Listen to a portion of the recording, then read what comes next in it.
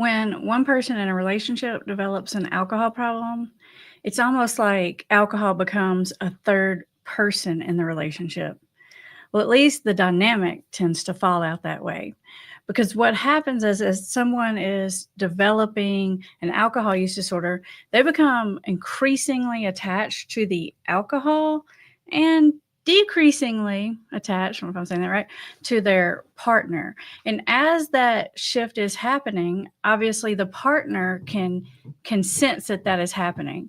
And naturally, the partner to the one who has the drinking problem becomes more and more desperate, upset, angry, resentful, all the things about what is happening. And when that partner feels that way, they frequently deal with that feeling by chasing behaviors. And chasing behaviors includes lots of things. Can include spying, can include nagging, can include ultimatums, all the things where it's like the desperation of the one partner starts to try to fix the issue, or try to get the other person to first see the issue and secondly get help for the issue. But the more that cycle goes on, the more the dynamics of the relationship get out of balance. And it's so much so that even after a person gets sober, sometimes there's so much damage in a relationship that the relationship won't even go back together after the alcohol's out of the picture, because there's so much hurt, there's so much destruction, resentment, guilt, shame on both sides that they can't even get out of the relational dynamic cycle even after the alcohol is out of the picture. And that happens for a lot of reasons. It's sort of a domino effect.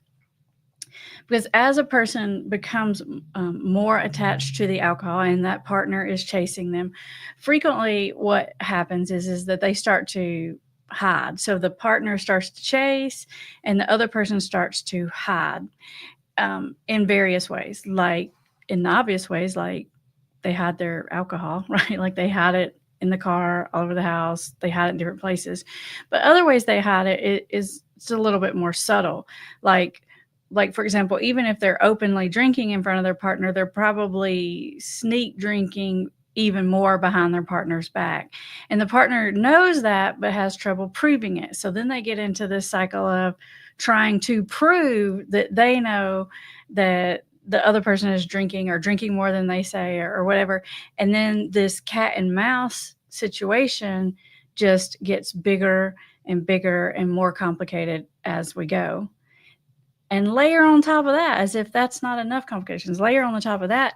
And when this couple starts to have this friction, everyone else that surrounds the couple, whether that's family members, children, friends, they start to take sides. So it's like this war between the couple, and then everybody starts to align with what side they feel is right or whatever. And so then it's more than just the couple at each other. It's these whole teams of people that are in disagreement and will start to sabotage each other and start to do even vengeful, hurtful things to one another. And it's a very tough cycle to get out of. And you could imagine, after years of that going on, what happens to the trust and the positive feelings. It just erodes and erodes and erodes until sometimes there's nothing left. I've seen alcohol absolutely destroy relationships beyond repair, and I've seen alcohol take it to the brink, and some people are able to make it back. Right, and it usually happens like right at like the moment where I think this is done, this is over, like this relationship cannot take anymore. It's kind of interesting to me because it feels like right when we get to that point, that's when things will sometimes start to turn around. And so in this video, I want to talk about how to get that situation to turn around, how to get your relationship back on track after alcohol has come in and destroyed it, how to get yourself out of this cat and mouse game. Because as you're playing that game, one of the partners becomes more like a parent, and that throws off the romantic dynamic between the couple. Because one partner is trying to control the situation or fix the situation. And not only that, but they're also trying to, or having to, more than trying to, having to pick up and take care of a lot of the responsibilities that the person with the alcohol problem is dropping, whether that's household responsibilities, paying bills, taking care of kids, just taking care of the relationship. And so the power dynamic shifts, and one person gets in this parentified role, and this other person gets in this role that's sort of like the scapegoat role. It's sort of like the bad kid kind of role, that now their mission is to get away with whatever they're going to get away with. And the sad thing about that whole situation is that the person that's struggling with the alcohol problem, they get so caught up in trying to get away with it that it blocks them from being able to see the problem, and blocks them from being able to even make the decision to stop.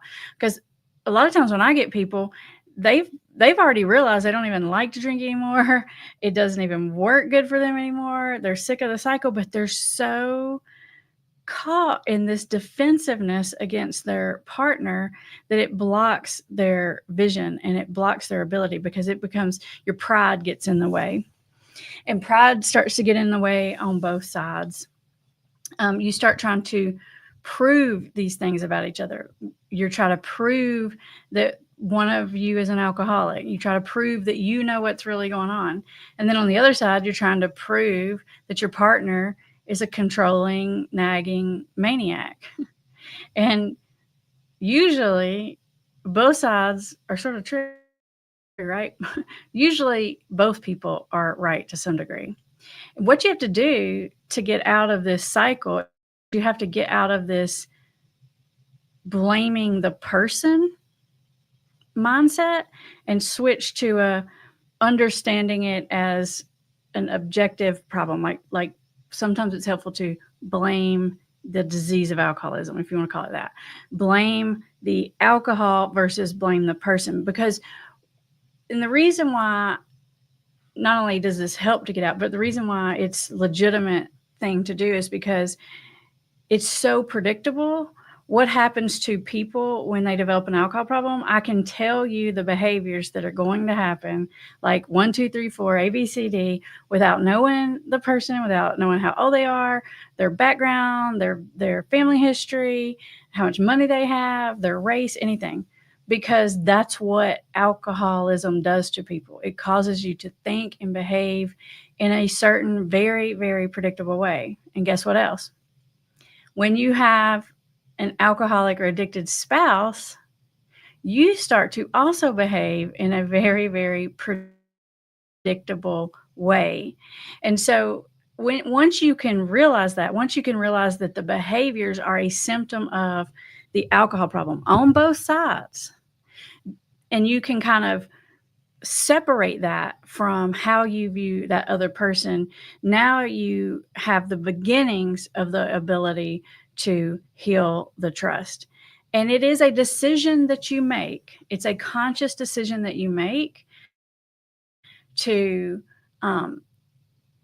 let go of your right to revenge about whatever it is that you believe this person has done against you.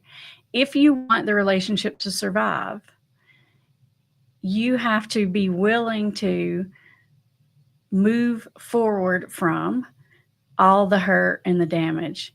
And it's easy to cling on to that, especially, when you're moving forward in the relationship and, some new regular couples issue pops up and gets in the way. It's immediately we go back into those old roles and those old mindsets, even if alcohol's not in the picture. This idea of this power dynamic being off kilter, this lack of trust, this power struggle basically between the two people. Another piece of that dynamic is all too often the person with the substance abuse problem, in this situation, alcohol, one of the things that they do is they develop this fantasy about being single or free, or at least just being free of what they perceive as the controlling behavior of the other person. And they start to think, maybe I would be better off if I weren't in this relationship. Maybe I'm with the wrong person. It just isn't meant to be. Maybe life would be better, easier, or whatever without this person. And that again is the addiction sort of in your ear, because it's this other person that keeps any amount of gate on the addiction. So that addiction wants to run off this other person. And that's why I say it becomes like this third person in the relationship, because there is this fantasy of, man, if I could just get rid of this person over here and I could just run off and be this fantasy of me drinking like I want to drink and no one interfering in my way. It's very similar to if somebody was having an affair, right? It's this fantasy of, how can I just make this person, this issue, this dynamic go away? And there's a lot of magical thinking involved in that. Sometimes people tell themselves, if I weren't with that person and they weren't nagging me on my case all the time, I probably wouldn't drink. Sometimes that's the fantasy. Sometimes the fantasy is more like, if I didn't have the other person on my case and nagging me all the time, then I could just drink like I want to drink and everybody can leave me alone and everything will be fine. Because the real problem is this other person's reaction to the drinking. And so all of this magical thinking happens. And when the family member starts to, come at the person with a substance abuse problem with the you need to pick and the ultimatums and the why do you love alcohol more than me? They don't always say it, but they're pretty much always thinking it, is that they do pick alcohol over you. And the reason is not just because they're so addicted to it. It's because of all the relational dynamics that have taken place, usually over the course of years, to get to that point where, they don't like you anymore, just like you don't like them anymore. And so when you throw out the ultimatums and you throw out the, maybe you'd be better off if I left, don't be surprised if they don't fight you about it, like if they just let it happen, especially if you're dealing with somebody who's very conflict avoidant.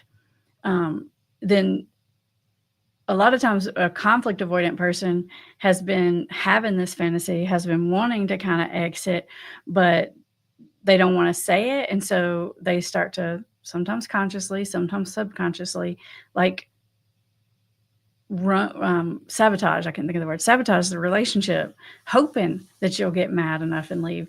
So that's another reason why those ultimatums and that drawing the line in the sand thing doesn't work. At least it doesn't work if the partner is still perceived as the bad guy, because the other person just wants the bad guy to go away, essentially. Now, I had this moment last week where it dawned on me. I'd had several clients. It was one of my days where I see clients. I see clients on Tuesdays and Wednesdays. And because I see clients all just in 2 days, I see a lot of them on those days. And I realized all of a sudden that I had talked to several clients, I think it was like on a Tuesday or something, who told me how great their spouse was. I didn't even know what to say. I didn't even know what to do. And so I'm like, I'm so not even used to this. And they're telling me how guilty they feel for what they've put their partner through, and how they don't want to lose their partner, and how they're so upset with themselves, and they got to figure out this alcohol problem because they don't want to lose their partner. That is such a 180 degrees difference from what normally happens. It's like mind-blowing on my end to hear and to see. And I know exactly what has happened when someone is telling me something like that. It means that the partner has figured out how to get themselves out of that bad guy role. And when you get out of that bad guy role, the person starts to see things more clearly, and their own natural regret, remorse, guilt, their own natural sort of self-monitoring will kick in most of the time. And they'll start to see, like, man, I have been treating this person badly. Now, it doesn't happen immediately. It's not like day one when you get out of the bad guy role that happens. It happens over a course of time where it's like the person with the alcohol problem experiences these negative moments or consequences or whatever you want to bottoms, whatever you want to call them. And if the partner is not in the way or in that role or perceived role of playing the bad guy, then they have to like think about what they did. It reminds me of like, when you're young or something and your parent says, go to your room and think about what you did. It's like the worst, right? Whereas if the parent comes in and is just like yelling and screaming and threatening and putting out all these like punishments and all that kind of stuff, all you're thinking at that point is how unfair, what a ridiculous rule this is, how you're uptight, how you don't understand me. You see the difference? It's like it allows the person to actually learn from their own mistake, right? And actually be able to own that mistake and then be able to make the decision to do something differently. So I just want to say, you guys, they're out there watching right now, especially guys, you're watching live, you're watching the playback. You guys are getting it. Like, and I can tell just by what I'm hearing on my end. And I only, I'm seeing the tip of the iceberg of what you guys are doing. I only have a few clients, so I don't see the massive shifts that I know are going on. And it's like, if I'm just getting this big of a sample size and then like one day I had multiple people talking to me about their partners with genuine regret and not blaming their partners, I just can't tell you how different that is than what I normally hear, and how the success rate shifts dramatically. Because you know how people always say they have to want it. This is how you get someone to want it, is you stop trying to force it and you get yourself out of that bad guy role, and then all of a sudden they feel differently about it, and they feel differently about you. And when you can both have empathy for the other person, that creates the foundation that will start the trust and the healing process. So being able to have empathy instead of only judgment towards the other person, it doesn't matter which side you're on of this equation, is going to help you see things through their lens, obviously, and it's going to help you to take more accountability on your own end when you do that. So I hear it these days when I'm talking to clients, like the clients that I have in our strength-based recovery. I can hear it in what they're telling me. I can tell that the partner got their own recovery going months and months before I talked to this person usually. And they've laid the groundwork not only for their own relationship to heal and not only for this person to decide to get better, but it's like you've paved the way for the person with the alcohol problem sometimes to get better. So it's like when they come see me, it's like we get right down to business, and it's so cool. Like we can get down to solving the problem versus complaining about the partner, which is where so many people get stuck. And I just want to say I'm impressed with you guys, because I can tell that you're doing your homework and it's working on both sides. And you're having empathy for each other. You're still mad at each other. You're still frustrated at some things that have happened, but you have some level of understanding about maybe why the person made the choice that they made or acted the way they did. And I'm not saying that you should just put up with anything or forgive anything. I have videos about that, about where the line in the sand is. But if you want to get better, you're both going to have to make a decision to have empathy and choose not to throw it in that other person's face, whether they deserve it or not. It is a choice that you make, and it's not even a choice that you make one time. It's a choice that you're going to make many times, because it's so tempting. But as soon as you do that, I call that a relapse. As soon as you relapse back into your old relationship dynamic of behavior, whether the substance is there or not, when you start getting back into that cat and mouse power struggle thing, your relationship is in a relapse. And when one person goes back to their old behavior, the other person goes back to their old behavior almost immediately, because it's hardwired into at that point. It's like, it's like once you learn to ride a bike or something, it's like, oh, we're back in this deal. And it's hard because you can see couples shift back into that old dynamic in a millisecond, right? Because we talk about triggers for drinking and stuff, but we don't talk enough about triggers for the person and the relational dynamic. Triggers of maybe somebody did something that reminded you of the old cycles you used to get in, and now all of a sudden you're falling back into your old behavioral patterns, and it's just so freaking hard to get out of. And it's about resisting that urge to slide back into the old ways of handling things, whether that's resisting the urge to slide back into yelling, screaming, controlling, or resisting the urge to slide back into avoiding and shutting down and lying and secret keeping, whatever your old pattern is. And it can fall into a lot of different ways. Maybe your old pattern is to get mad and leave and go MIA for 4 days, or to get mad and leave and go stay at your sister's for 3 days, or whatever it is that is your old pattern. If you're going to let the relationship heal, you've got to make a commitment not to just not going back to the substance, but not going back to treating each other in this power struggle kind of way. And forgiveness of what's happened in the past, and even little lapses that could happen going forward, relationally, little lapses that happen. If you understand this dynamic, you've been caught in this dynamic on either side, and you're watching this video, write the word me in the comment box or in the chat box, so I know that I'm talking to the right people and that y'all are following what I'm saying. One of the things that you can do to bring trust back the quickest is to put some accountability back into the relationship, and the accountability in a way that takes it out of the spouse's role.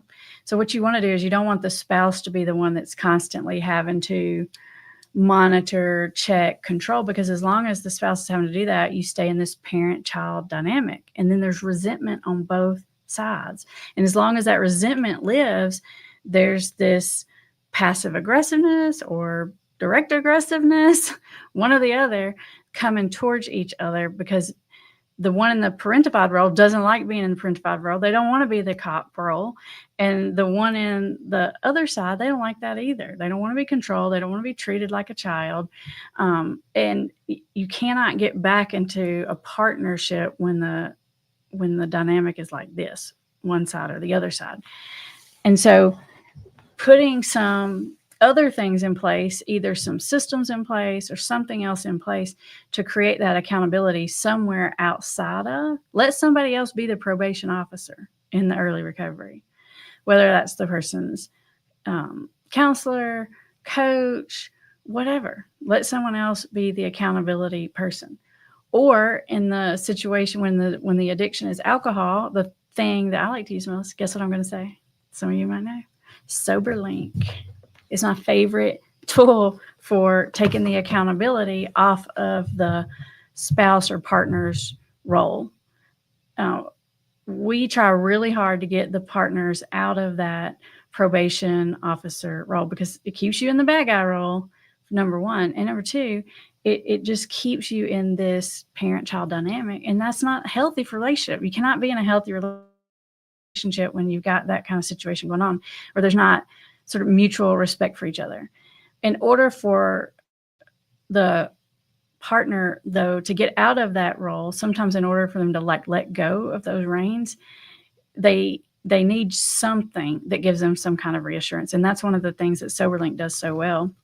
If you haven't heard me talk about SoberLink before, it's basically, I'm going to show it to you here. I'm going to show you one. It's an alcohol monitoring device. Actually, I shouldn't say just device, because it's an alcohol monitoring system more than device, because you can get an alcohol breathalyzer anywhere, ranging in price from anything. This is what a SoberLink looks like. It's about the size of your phone. Let's see. Yeah, see, it's smaller than your phone, but it's wider.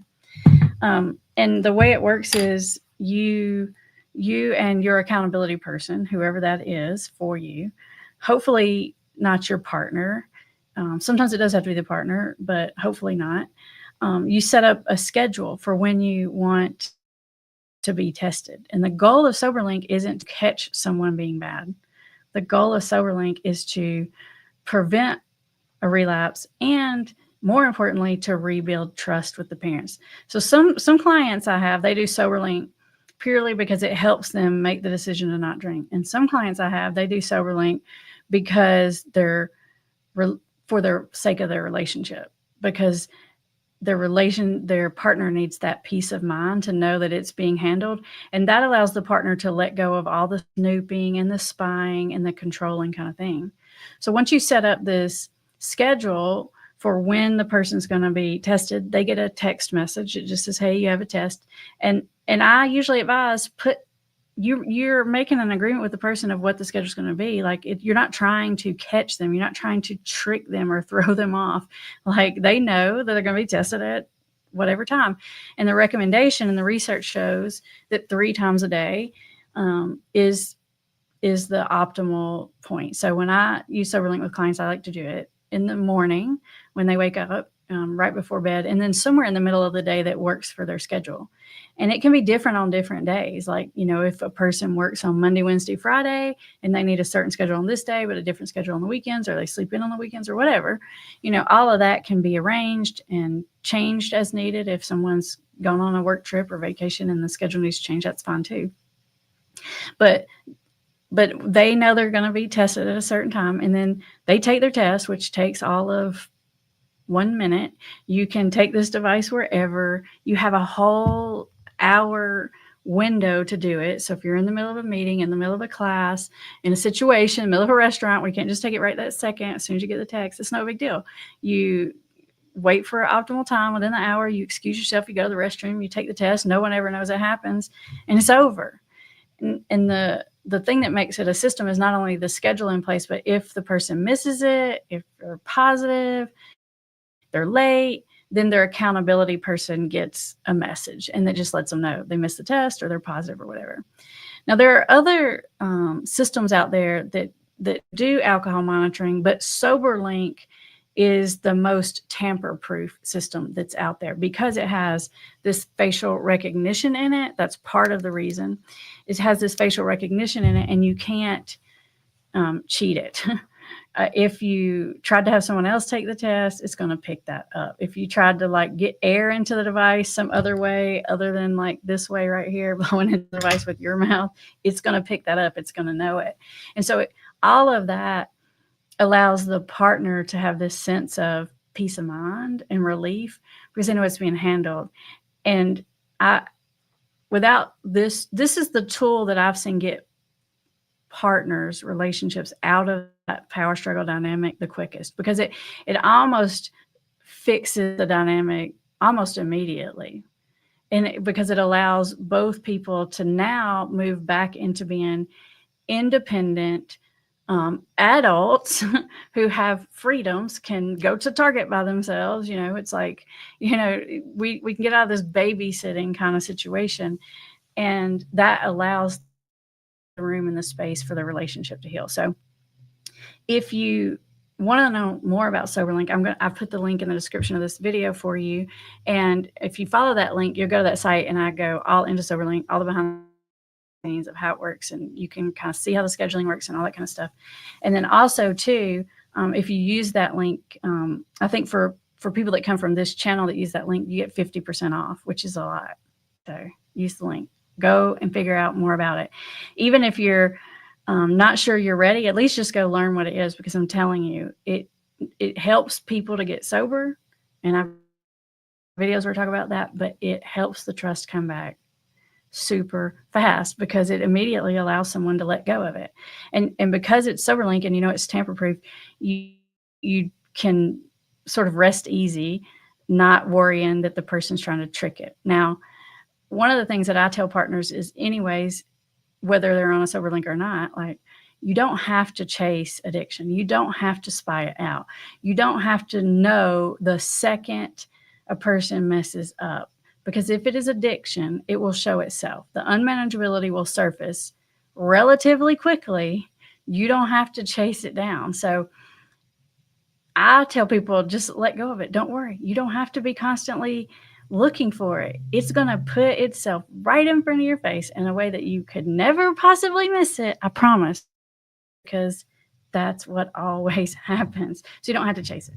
But even knowing that, I know some of you have a hard time letting that go. You have this illusion that somehow catching it, or knowing the second it happens is protecting yourself somehow, which it really isn't.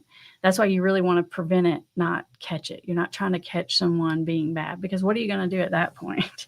At that point you got to go into like damage control mode, but it's hard to put the lid back on the container once it's off.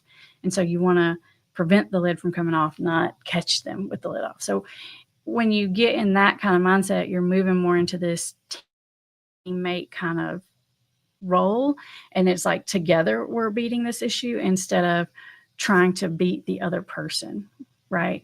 It's just a bad place to be in, and I've seen couples get stuck in it for years and years and years, and it is misery for both people and everybody else that loves them. It's just misery, and I highly suggest you get out of that pattern one way or the other, if you're in this alcohol relationship dynamic.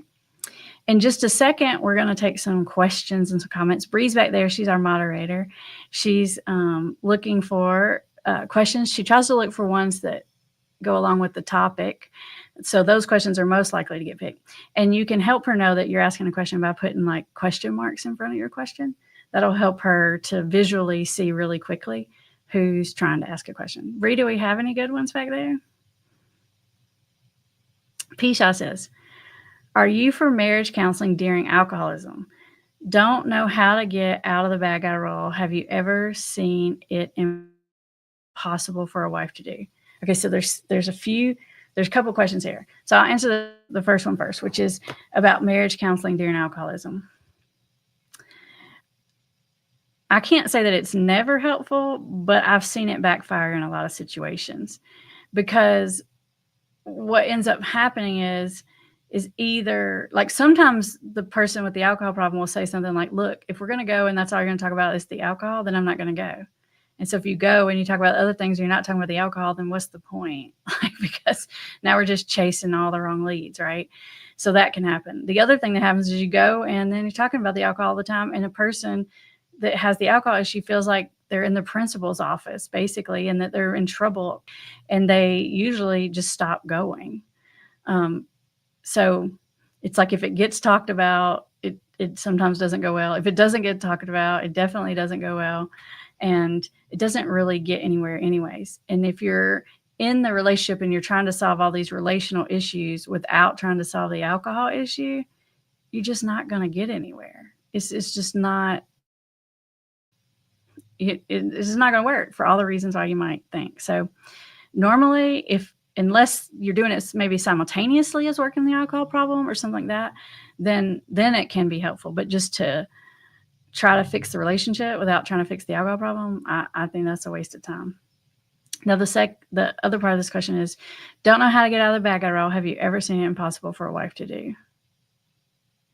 Yes, I have seen it be impossible for the spouse to do. And that can be for a couple of reasons. One could be because there's so much hurt and trauma and, water under the bridge that like the spouse just cannot stop engaging in the bad guy behaviors, like, because it's just too much. Right.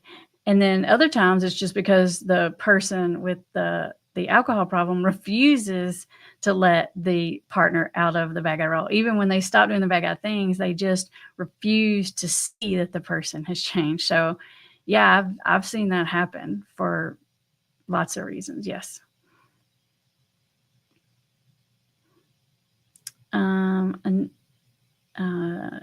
Ashaya says, I don't know if I'm saying that right. It's a new name. Hey, welcome to our channel. Welcome to our live. Ashaya says, even after forgetting everything, does a new thing to make me more mad? How do I deal with that?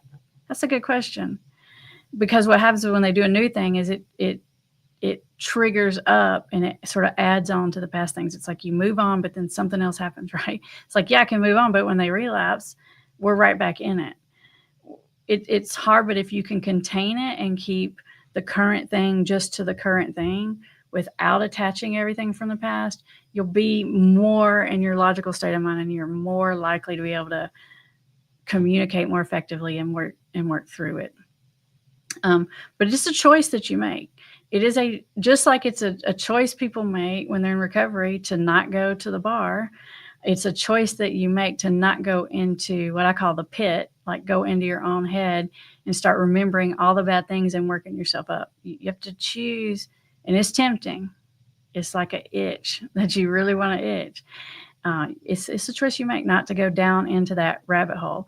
Not just the choice to not say the things, but it starts with the choice for you not to let yourself go into the thinking rabbit hole. Because if you go in there too far, you're going to say it. I don't care if you want to or not, because you're going to be so worked up. Debbie says, in the case where both people are alcoholic and one quits, what's their chances of making it? Well, sometimes one person quits before the other person, and that can work out. If one person quits and the other person never quits, I don't really know statistically what the chances of the people staying together are, but I can tell you that the relationship will be an unhappy one. So I don't know whether they're going to break up or not, but I can promise you, unless both people start working on it, it's going to be unhappy whether they stay or they don't stay. What's really funny, Debbie, about this situation is even when both people have had an alcohol problem and one gets out of it, guess what the person in recovery does? They do all the same things. They do all the bad guy things, even though they know it didn't work when someone was doing it with them. It's just really interesting. And that's why I say it's symptomatic. So being mad at your partner, whether the alcohol side or the partner side, I'm telling you, it is a symptom of the problem. It happens always. You get into that role. Even when you're in recovery yourself, you'll find yourself in the spying and the controlling and doing all the things that you know in your heart doesn't work. What else we got, Bree? Emily says, my husband was in a cycle of being able to get sober throughout the week, but still getting very drunk every day of the weekend. His tendency to save that take me a few days to recover from. I lost my cool after last weekend, and he's gone back to drinking every day of the week. Do you think that we'll be able to get back on track of making real progress fairly quickly, or are we back to square one? I feel like we're best friends again, but now I might be back in the bag I roll. Okay, that was a long one. I gotta process that for a second. Okay, so your partner has an alcohol problem, and they had gotten into a pattern where they weren't drinking during the week and they were only drinking on the weekends, and that a lot of times is a bargain. So if you've heard me, Emily, talk about bargaining in any of my videos, I talk about it a lot, but it's an action step. It usually doesn't work, but it is an attempt to fix the problem. But you're right. You make a really good point, Emily, in that even if the person can keep it to the weekends, number one, it's going to be a lot during the weekends, and they're going to be feeling crappy for Monday and Tuesday probably. And so it's like, from the partner's point of view, it's like, well, you're out of commission Friday, Saturday, Sunday, Monday, Tuesday. Is that really getting us in the relationship on track? Do I feel like I have a partner when it's really 5 days that you're out of commission because you drunk 3 of the days and you're feeling terrible 2 of the days? And so when you're in that stage of trying to convince yourself, well, I'm not drinking during the week, I'm only drinking on the weekends, then you're probably not being 100% honest with yourself. I can't tell you how many clients I've had, they talk about this, and it's like you can hear the pain in their voice, and they talk about like the Sundays. What happens to people on Sundays where they're trying to pull it back together because they know they have to go to work on Mondays?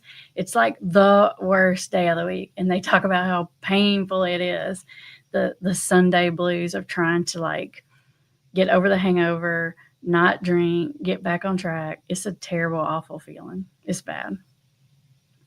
Do I think you can get back to square one? If you feel like you're best friends again, then something in the relationship is still in play, and you might have lost your cool and you might have gotten into the bag at all.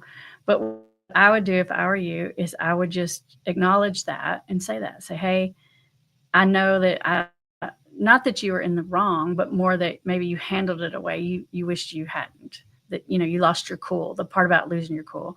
You can say, hey, I did not communicate very helpfully, and I really regret it. And I know that you really had made a lot of progress and you really had gotten it to where you weren't drinking during the week. So own the part.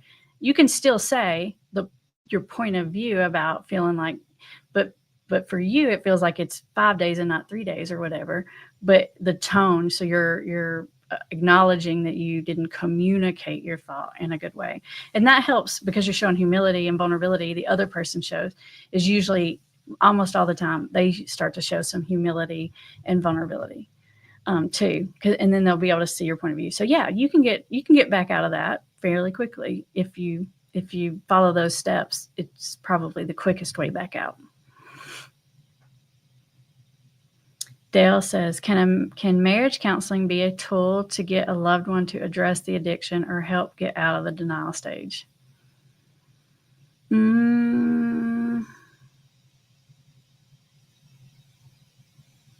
I'm sure it can be, Dale, but it's kind of like the question that we had earlier about, is it helpful? A lot of times it just makes a person more defensive because now they're getting in trouble and they're getting in trouble in front of someone else. And so that never feels good. So I guess it could be helpful. I've seen it be not helpful more times than I've seen it be helpful. I guess that's my answer. So if you had the right person, counselor, it might could be, but usually it works better in other ways. In our office, we like to deal with families, but we like to give each person their own counselor or their own coach, so that they have the privacy to say what they want to say without worried they're going to upset or hurt the other person. But then the two coaches work together to kind of help the couple and the relationship move back into a together place. But a lot of times there's so many hurt feelings and resentments and stuff like that it's just either the two people get in the same room and no one says it because they don't want to get in fight in front of the counselor, or they do say it and they get in a big fight in front of the counselor and then they leave feeling madder than they were when they came, and then they're like, why are we doing this? Why are we paying this money? So be careful with it is what I'm saying.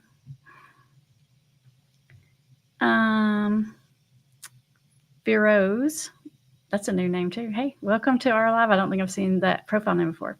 Says, how many chances can you give to allow for change, broken promises, hope shattered, rather than getting out to save yourself and your children? That's a really great question.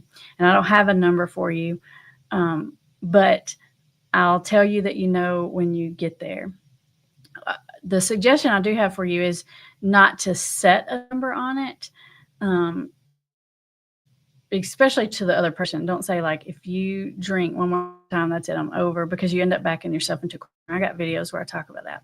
I also have a video that is called When to Walk Away. And that's the video that you need to watch, because it talks about when these 4 things are happening and they're not getting better, it's probably a time to consider doing something else. So check that video out. But it's not a number of like relapses. It's 4 specific situations that you need to back away from. Check that video out. I think it'll help you. DEP says, I just started reading Beyond Addiction, which is, for those of you who don't know, it's the book that's about the craft method. He is in counseling and making progress. He's not sober yet, but working on it. PTL, any tips? What does PTL stand for, Brie? I'm not cool. Pretty what? I don't know. Okay, I don't even know. Any tips on how I can regulate my energy and response when he drinks? This is a really good question. And the reason I love this so much is because you're saying, praise the Lord. I didn't know that. Thank you, Brie. The reason I like that question so much is because you're saying, how do I regulate my energy? Which is even better than how do I even respond to this person, because you're recognizing your own triggers and what's happening to you emotionally. One thing is to not go into the rabbit hole, into the catastrophe thinking the best that you can. The more you let yourself go into that spiral of negative thinking, the worse your energy is going to get and the harder it is to come out of the pit. The other thing you can do is when someone's in the bargaining stage, which it sounds like maybe your person is, because you're saying they're still drinking, but they're working on it. You want the mess ups to happen, because it's when they figure out that the bargains aren't going to work, that's what gets them to the point that they want to stop completely. So actually, when they, say, okay, I'm just going to only drink 4 beers and I'm not going to drink more than that, and they end up drinking 6 or 10 and they act a fool or something, in your mind, you should be thinking, yes, because now we're getting there. What you really want is you really want it to happen quickly. And once you have that mindset shift, your whole energy will shift about it, because you'll see it as progress and not backwards movement. All right. Bree says that we're about out of time for today. Thank you so much for everyone who showed up. As always, there are lots of resources in the description. There are still 2 or 3 spots open for May for recovery coaching. So if you're interested in that, make sure you apply to get your spot. The stuff about sober links in there, I'm telling you guys, if there's one thing to put relationships back together, it's literally this. If it was marriage counseling or this people, if it was counseling or this, it's this. I'm telling you, I'm serious. That's my recommendation. So check it out. All right, everybody, I'll see you next week. We are always live every Thursday if you're watching the playback, and we would love for you to join us and be in the chat. See you guys soon. Bye, everybody.